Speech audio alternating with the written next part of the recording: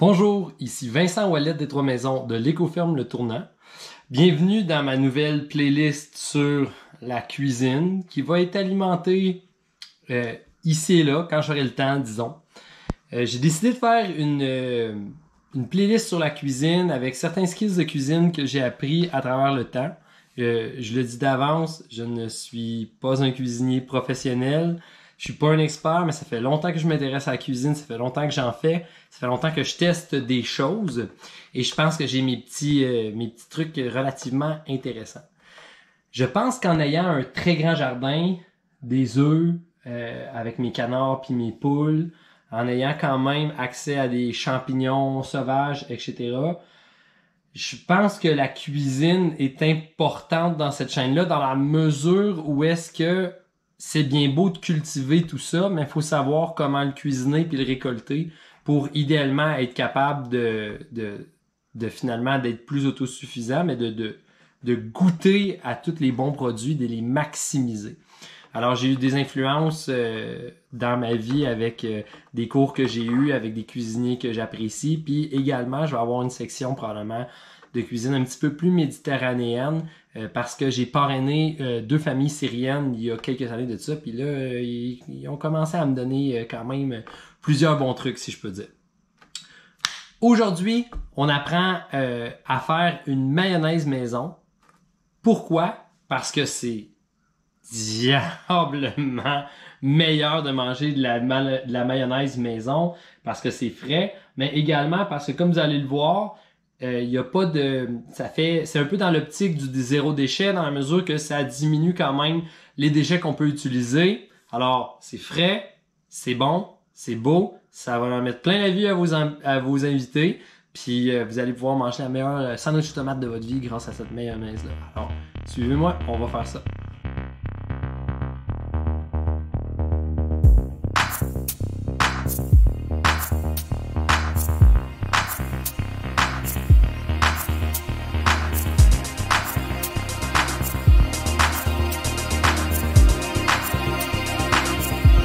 Alors, simple comme bonjour, on va commencer avec la liste des ingrédients qu'on va utiliser.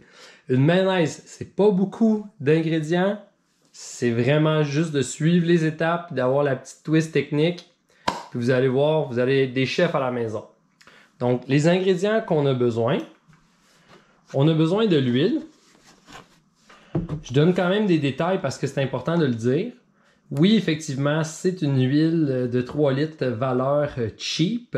L'huile qu'on va avoir besoin dans la mayonnaise, c'est une huile à goût neutre, donc essentiellement qui ne goûte pas grand-chose, rien du tout, parce que c'est l'ingrédient numéro 1 de la mayonnaise. Donc, plus vous avez d'huile, plus vous allez avoir, plus vous avez une huile qui a un goût, plus c'est ça que ça va goûter, parce que finalement, c'est le gros du goût de la mayonnaise qui va être ça. Évidemment, on aimerait mieux que ça soit le vinaigre, le sel, le poivre de Cayenne, la moutarde qui donne le goût, mais je peux vous garantir que si vous utilisez une huile noble, vraiment pressée à froid, qui est comme, on voit les dépôts dedans et tout, qui a une couleur quand même importante, ben vous allez le goûter. Et en plus, ça va coûter beaucoup plus cher. Donc, comme on s'enligne vers des huiles qu'on va dire cheap, on va se le dire, moi, j'ai choisi l'huile de tournesol et non pas l'huile de maïs qui aurait pu faire la job ou encore l'huile de canola.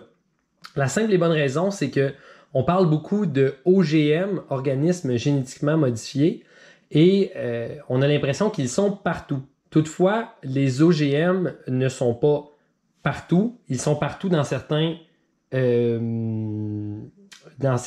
espèces particulières. Et le canola fait partie des espèces qui ont une version en OGM.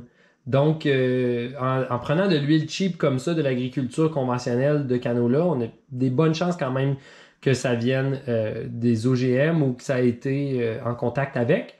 L'autre cas, c'est l'huile de maïs finalement, qui est des huiles qui sont faites notamment avec du maïs probablement OGM qui a poussé en mode Roundup Ready. Donc, on ne peut pas contrôler nécessairement quand que c'est pas bio, etc. On va se retrouver à avoir des huiles qui sont qu'on va devoir donner notre confiance et je pense encore qu'avec l'huile de tournesol, j'ai plus de chances de frapper un produit qui n'a pas d'OGM. Donc, et en plus, les tournesols, ça attire beaucoup les oiseaux, etc. Donc, j'espère quand même que je fais le bon choix. Puis dites-moi dans les commentaires si vous avez justement d'autres idées par rapport à ça. Mais je peux vous le dire, je les ai toutes essayées. J'ai essayé le colza, qui est le canola qu'on fait en France, bio. J'ai essayé plein de sortes d'huile et à toutes les fois, c'est goûteux et ça gâche entièrement le goût de la mayonnaise. Donc, voici pour l'huile. Comme vous le savez peut-être, l'huile qu'on met dans la mayonnaise, on doit la mettre tranquillement, pas vite, parce que la mayonnaise, ça va brasser, on va le voir tout à l'heure, ça va rester très huileux, et à un certain moment donné, on va sentir le moteur qui change, qui force, puis il va y avoir une réaction chimique qui va faire en sorte que ça va pogner, comme on dit, puis ce qu'on veut, c'est de réussir à arrêter le blender quand on a atteint cette réaction-là. Donc, si on coule l'huile comme ça, on perd de la précision, puis ça peut être dur un peu sur le bras, tout dépendamment comment le bidon est rempli. Donc, le truc que j'ai à vous offrir, et c'est aussi avec ça que j'huile mes poêles, c'est que j'ai ici, que j'ai acheté, qui va me durer pratiquement toute ma vie, qui est une bouteille de moutarde baseball, comme on pourrait dire. Donc, une bouteille de moutarde ou de ketchup ou etc.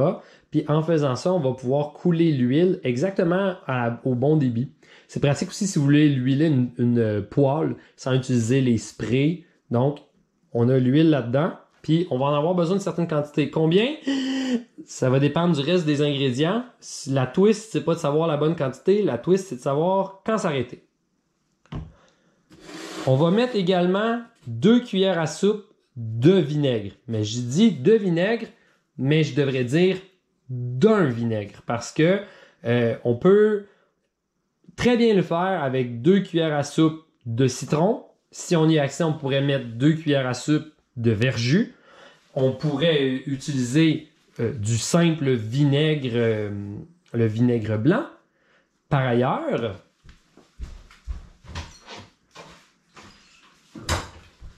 le vinaigre blanc qu'on voit ici qui est naturel, fait avec de l'eau naturelle, à partir d'une fermentation naturelle.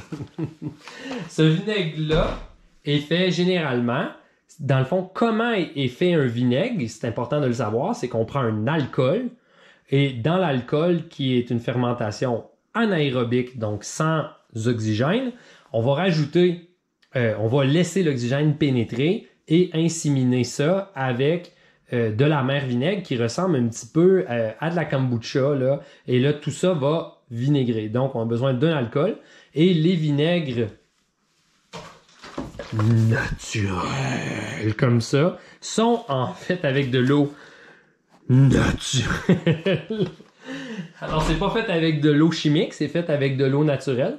J'aimerais que quelqu'un me commente dans les commentaires comment on fait de l'eau autrement que naturelle, mais toujours est-il que ces vinaigres-là sont faits en utilisant une fermentation rapide de quelque chose qui est sucré, soit disant passant, le 3/4 du temps, c'est du maïs génétiquement modifié. Donc, moi, le vinaigre naturel, comme que je vous ai montré tout à l'heure, je l'utilise pour déboucher mes toilettes et faire du lavage, du ménage et tout. Ce vinaigre-là, c'est un vinaigre de cidre de pomme qui vient du verger Croque-Pomme, qui appartient à Fatah Youssef, qui est un de nos amis, qui est à peu près à 25-30 minutes de chez nous. Un verger extraordinaire, qui a la moitié du verger qui est en bio, puis l'autre qui ne l'est pas, mais qui est en train de faire cette conversion-là pour devenir biolorique. Il fait du cidre et il fait également son propre vinaigre de cidre de pomme. Et nous, on utilise des bidons comme ça. On en a 3, il y en a 2 en remplissage en ce moment. Même on en a un plus gros que ça. On remplit nos bidons là et donc on peut utiliser en vrac, ce qui fait en sorte qu'on encourage l'économie locale et qu'en plus, on a un beau produit fait près de chez nous par un vrai artisan.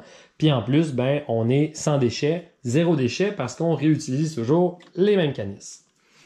Donc, la quantité de vinaigre, ça va être 2 cuillères à soupe de vinaigre. Donc, comme je dis, ça peut être jus de citron, verjus, n'importe quel vinaigre, c'est 2 cuillères à soupe. Ensuite, on va avoir un agent émulsifiant. L'agent émulsifiant, c'est de la moutarde. Et vous remarquez que dans la poudre de moutarde, ça contient de la moutarde. Donc, si vous êtes allergique à la moutarde, veuillez bien, s'il vous plaît, ne pas prendre de poudre de moutarde parce que ça contient de la moutarde. Et tout est dans tout. Alors, oui, parce que c'est un allergène, c'est important de mentionner que dans la moutarde, il y a de la moutarde. Toujours est-il, moi, on n'en a pas besoin de beaucoup et c'est ce qui va aider à ce que la réaction chimique se crée. Nous, encore une fois, cette moutarde-là, je l'ai achetée une fois il y a probablement 7-8 ans. Puis on fait notre propre mayonnaise, on l'utilise dans différentes recettes, puis ça descend tranquillement. Donc, c'est pas 0 déchet, mais presque. On va avoir besoin du sel.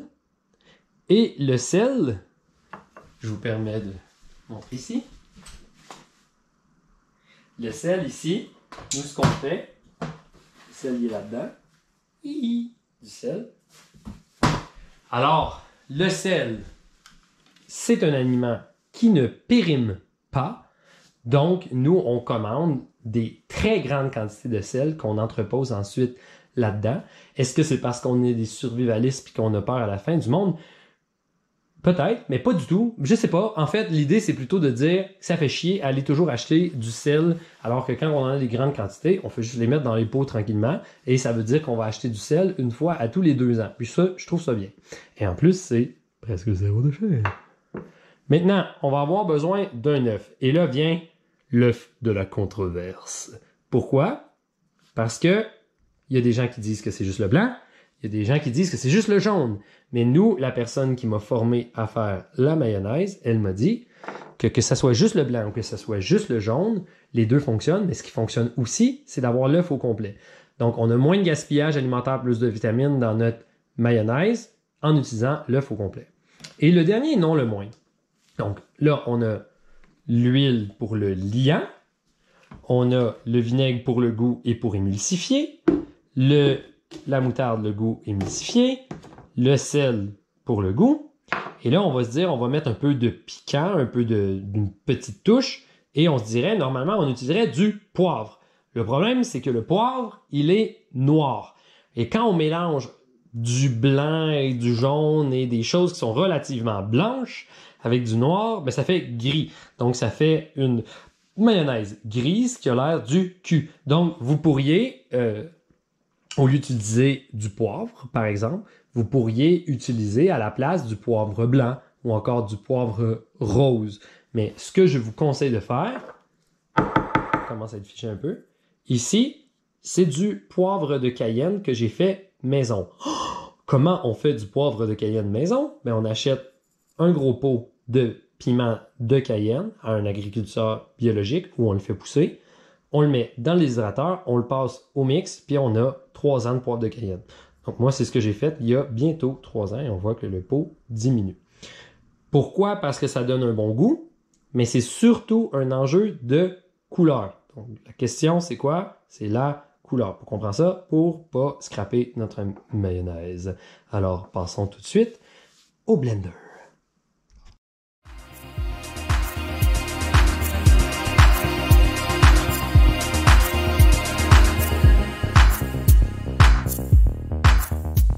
On a acheté il y a plusieurs années un blender Breville de Boss à Chapman à Gatineau. J'ai dit ça, mais je suis pas payé par ni Breville, ni de Boss, ni Chapman. Mais je vous dis ça parce qu'on a payé, on a demandé à Noël un cadeau de Noël. On avait dit, donnez-nous un certificat cadeau, tout le monde chez Chapman, on veut rien d'autre. Puis on s'est acheté un bon blender, ça fait maintenant au moins 10-12 ans qu'on a ce blender-là. On l'a réparé 2 fois. Et il est vraiment extrêmement puissant. Il y a des modes auto-nettoyage, etc., etc. C'est le compétiteur du Vitamix que les gens connaissent relativement bien. Donc, on a vraiment la grosse qualité.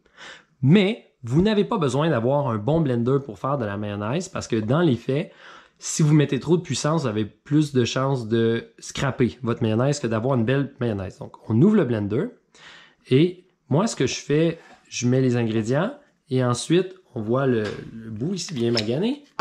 Je laisse le trou tout simplement comme ça et c'est avec ça que je vais mettre mon huile. Mais des fois même, je peux faire la mayonnaise sans couvercle parce que vous allez voir, ça ne beurre pas, du moins pas tant que ça, mais vraiment, ça change rien de mettre le couvercle.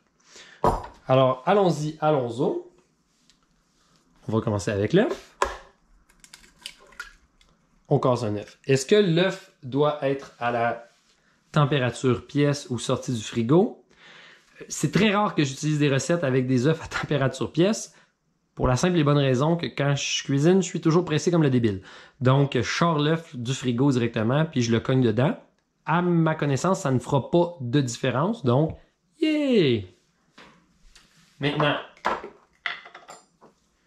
la touche de poivre de Cayenne, c'est une pincée qu'on va mettre. Ça chauffe assez bien. Donc, poivre de Cayenne, une petite pincée, on essaie de ne pas trop en mettre.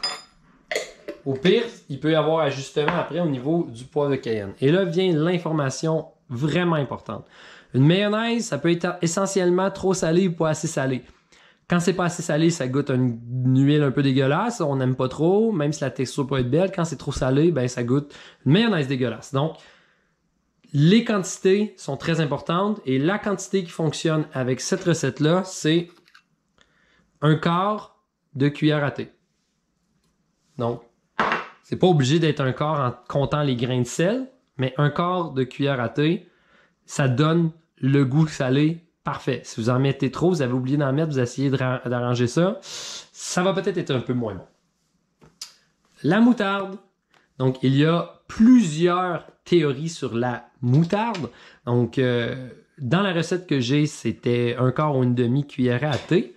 Dans les faits, comme le pot est creux et tout, je vais toujours juste donner un petit spooch comme ça.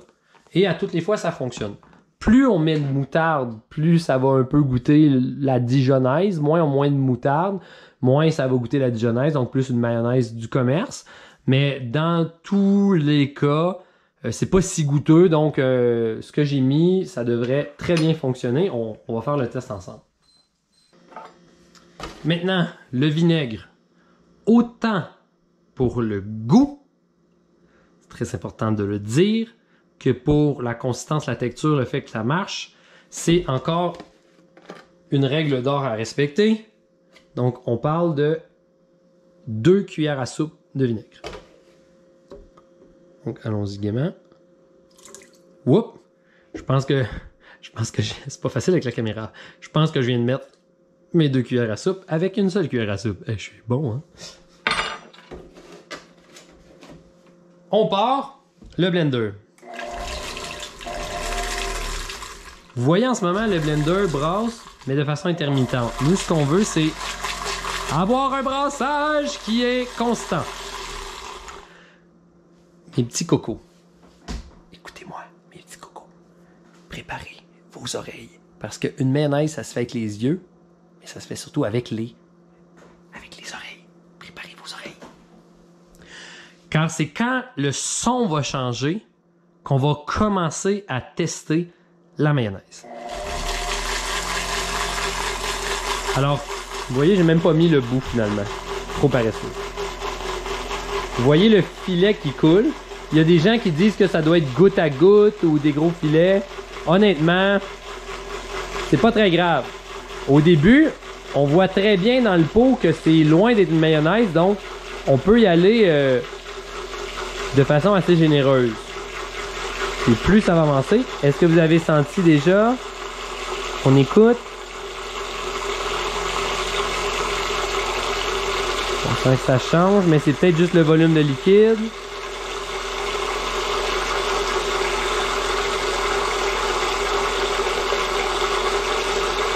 Alors, le dernier mou, je vais vous le montrer vu de haut.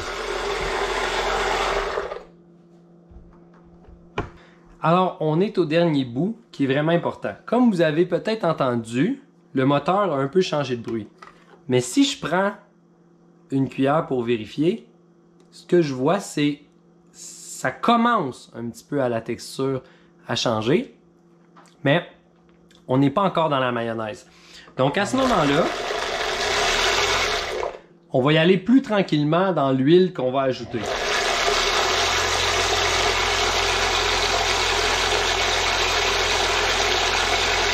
Écoutez le moteur.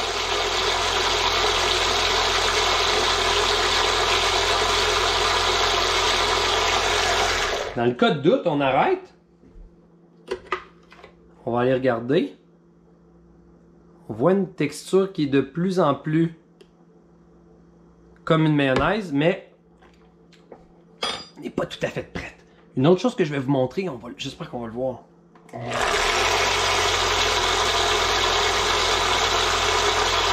C'est l'effet. Je sais pas si on le voit bien. Quand on met l'huile et qu'elle se mélange pas automatiquement, on commence à être prêt. Écoutez. Et là, on a vraiment senti que le moteur a changé de pace. Et là, on commence à avoir une mayonnaise que on revire la cuillère de bord. Puis ça tient. Ça veut dire que on a une mayonnaise qui commence à être prête. Je pense que je vais en rajouter un mini peu pour dire d'avoir la constance un peu de commerce. Juste un petit peu. Top. Pour l'avoir bien fait quelques fois, quand tu vas aller chercher la meilleure des meilleures textures, il y a une possibilité de passer la réaction en brassant trop, en mettant trop d'huile, et la réaction casse, et là on se trouve à avoir pas de la mayonnaise, on se retrouve à avoir de la merde qui ne sert qu'à être compostée, jetée, et ça va vous créer beaucoup de soucis, vous allez pleurer. Et ça, je voudrais pas ça. Oh, jamais que je voudrais ça.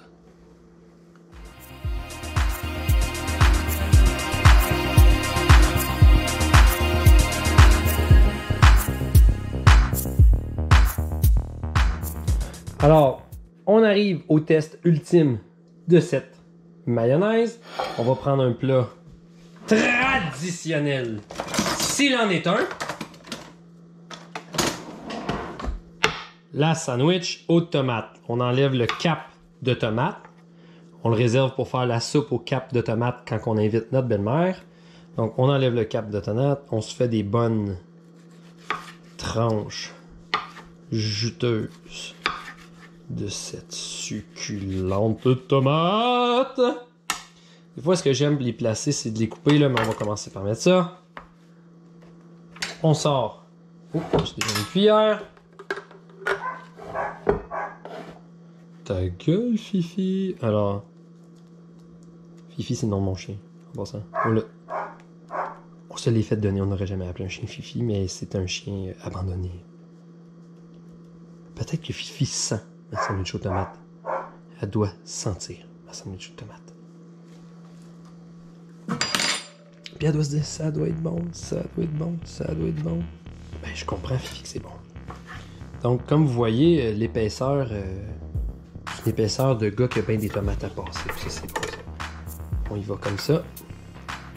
Oups, et on est prêt à faire le test de goût. Plusieurs personnes ont fait des théories sur les sandwichs aux tomates. Comme il y a seulement 3 ingrédients, du pain, de la mayonnaise et des tomates, moi je vous dis que si vous voulez une bonne sandwich aux tomates, vous avez besoin d'un bon pain, d'une bonne tomate et de la bonne mayonnaise. Et là, vous savez maintenant comment faire de la bonne mayonnaise. Mais est-ce qu'on doit griller le pain? Est-ce qu'on doit griller le pain? Ou est-ce que le pain, on le laisse mou? Parce qu'on sait qu'avec la mayonnaise et la tomate, il va être mou. Eh bien, je vous dirais que je fais partie de ceux qui aiment toutes les sandwichs aux tomates. Donc, il n'y a aucune injustice chez nous. Des fois, le pain est grillé, des fois, il n'est pas grillé. Mais pour savoir si la sandwich aux tomates est réussie quand on a une barbe, c'est qu'il faut qu'elle nous coule dans la barbe. Si elle ne nous coule pas dans la barbe, on n'a pas réussi notre sandwich aux tomates. Alors, allez en paix, jeunes amis. Faites des sandwichs aux tomates, en faire rêver même le plus grand des cuisiniers français. Et laissez ça couler dans la barbe. On va parler.